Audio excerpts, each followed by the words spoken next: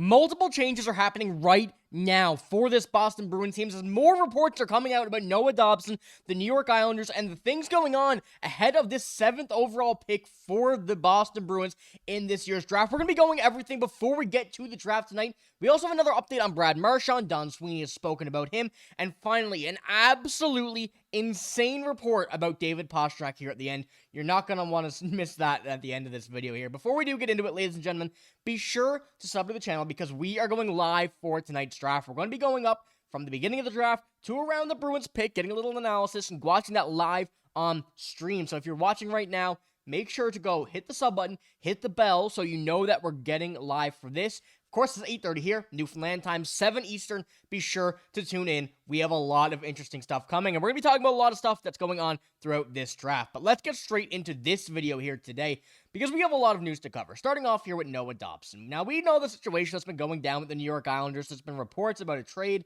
going down for the 7th overall. There's been, JG Pageau trying to go to the Bruins and trade with the Islanders, a lot of crazy stuff that not everything seems to be good for the Boston Bruins, but a recent report coming out from Frank Cervalli earlier today and only a few hours ago, sources indicate the Islanders have shifted their approach on Noah Dobson and talks from roster players to futures and first-round picks tonight. Belief is the Islanders are seeking a package return to reach up and grab Long Island native James Hagens. Lots of work ahead for Matthew Darch to make Schaefer and Hagens a reality. I'm not saying that hashtag. No, but going into this is a lot of very serious information for the Boston Bruins for a few reasons. First of all, the Bruins currently sitting at 7th overall, according to Bob McKenzie, Craig Button. As you know, over the past few videos, I think I've been saying in just about every single one I've done, James Hagens is projected at 7th and 8th in their mock drafts. Everywhere else, he's projected higher. Now, with the Islanders, they're looking to trade up. We've seen the Islanders be in talks with the Bruins for, as I mentioned, JG Pageau, trying to get that 7th overall pick. But we know right here, I think we've kind of got this down to a little path. We do not want JG Pageau, unless it's for not the 7th overall, unless it's just a depth trade later. That works out fine. Noah Dobson now seemingly going elsewhere. $10 million to extend him. Not great for the Boston Bruins. He would be a great player, but not really in the realm of what we're looking at right now. The only way, and I mean the only way that I think this team should trade the 7th overall pick, which I don't want to. We're looking at a great position here. The only way that they trade the 7th overall pick to the New York Islanders is for Matt Barzal. Other than that, you do not even sniff a trade with the Islanders. But as they do this, as they look to move into the top 7, where I think we can say James Hagens will certainly go somewhere in there, they have trades in line with Columbus and Montreal, according to reports. Both of those teams have 2 first-round picks. This is interesting because if we do take a look at these top 10 picks here, we can assume 8, 9, and 10 will not be James Hagens. I would say anywhere through 1 to 7. I don't see anything else. Could be James Hagens. Now, is there a realm where the Bruins accept a trade to move down, go to, let's just say, a Montreal 16 and 17, or Columbus 14 and 20? It's very hard to justify because even though this draft is very deep, the top 7, 8, even I'd go top 10 picks. I'd go everybody on this list are going to be phenomenal talents. More so than middle first round picks. And this puts the Bruins in a very interesting spot because we don't really see the Sharks trading, the Blackhawks trading, the Mammoth trading. I don't see the Nashville Predators trading. I don't see the Flyers trading. And realistically, I don't see the Bruins trading either. But if they're doing it and they try to sweeten a deal, one of these teams may bite, and I'm very curious to see where this kind of goes from here, what happens, and how this genuinely does play out over these next coming minutes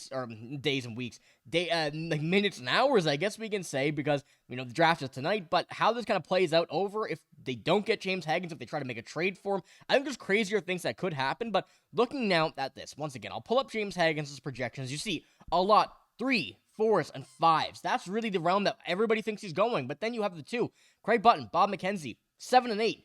Those 2 are ones I really trust. And I'm sure you guys know that I feel like a broken record at this point when we're talking about this. But those are the guys that I really feel have that inside knowledge about every part of this draft. And I trust them a lot more than some of these others, even though everybody here is a very credible report. So let me know what you think here in the comments below. And of course, we're going to have that resolution tonight in the live stream. We're going to be going over every possible scenario, so you won't want to miss it. But we do have to jump in to our next topic here as well. We have so many, as I mentioned, and going in to our next little bit of news, we have another Brad Marchand update. Something that I never thought we'd see once again, but now we've seen a little bit of a break of silence here from Don Sweeney on the topic, and this is what we have here from the press conference he had there the other day. My only comment is that I exchanged texts to congratulate Brad. Beyond that, he's a player on another team, so I have nothing to say on the matter. He deserves congratulations along with the Florida Panthers.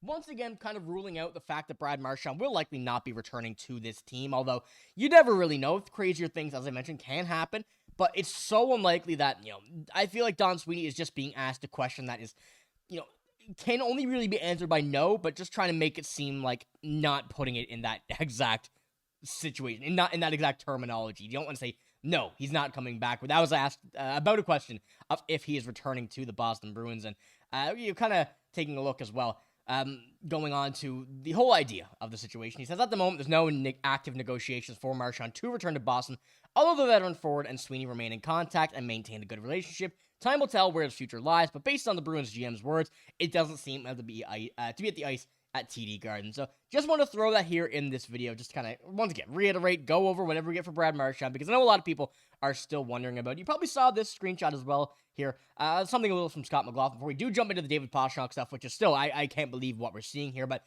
if the Islanders are looking at 7 for Hagens, and Hagens is available, you take him. At number 1, probably not the best pick, but at 7, very, very hard to kind of pass up there, or even go and trade the pick. So kind of just, I wanted to say I put this in here because I agree with it completely, and I think this is what they need to do if they want to actually find the right option in this draft. But let's jump into the David Pastrnak stuff here now, because things are getting very interesting in the matter. Now, this was a tweet which a lot of reporters have shut down. Connor Ryan, Michael Sullivan has also kind of put his 2 cents here, Scott McLaughlin. All of our Bruins reporters that we know, that we love, have come out and kind of shut this down. Now, Rono Annals tweeted this out according to Denick Sports, which is a Czech website article, and this article is in Czech. It's down here in the comments of this tweet. I'll put this tweet in the description. I know I have some Czech viewers here. Let me know. I need your guys' help here. Read this article. Let me know what the tone of this is like in Czech, because I obviously can't read it, and the way that this kind of makes it play out seems a lot crazier than how I think things are going. But they say, confirmed, according to source at Denick Sports, Florida has a great interest in David Pastrnak. Obviously, the price is very high. However, Bill Zito is a wizard, and Florida has the pieces for that. Pastrnak has a no-move clause, but it looks like that shouldn't be a problem. Now, the fact that they're coming out like this, saying something is imminent, is genuinely insane. And I think it's honestly a spit in the face to Bruins fans, saying that David Pastrnak wouldn't mind waiving his no-move clause to go to Florida. Yes, they're a great team. There's no denying that, but he's going to be maybe the future captain here. I don't want to say for sure, but he's a player that has been here and is now the star of this team. He's the face of this team. There's no chance the Bruins even consider trading him. There's no way. Connor Ryan said, and he was like, yes, and I would love Duncan forever. Things like that. It's just, people are making fun of this tweet because it's so crazy, but Rono Sports, the people that tweeted this out, are kind of, I'll pull it up on the big screen once again, are almost saying that, this is something that's happening. They're responding to all of the comments saying that this is crazy and saying that, oh no, it's legit, but I genuinely cannot see that, and I think it's frankly insane seeing this in an article right now at draft day. Let's hope nothing happens. I feel like I don't even need to say that. I feel like this is genuinely something that will never happen, but this is something crazy. So for all my Czech viewers, I do want you guys to go and let me know in the comments below what that article kind of says in Czech, because I'm very curious if it kind of follows the same suit as this English one, because it's going to be crazy if it does. But that's all I got in this video. If you did enjoy, give it a like, hit the sub button. Remember, we're going live tonight for the draft. Be sure to tune in. I want to see all of you guys there. It's going to be a blast. We're going to have a lot of fun here. But that's all I got in this video. If you did enjoy, give it a like, hit the sub button, but I'm signing out. Thanks for watching. Hope you have a great day. See you later.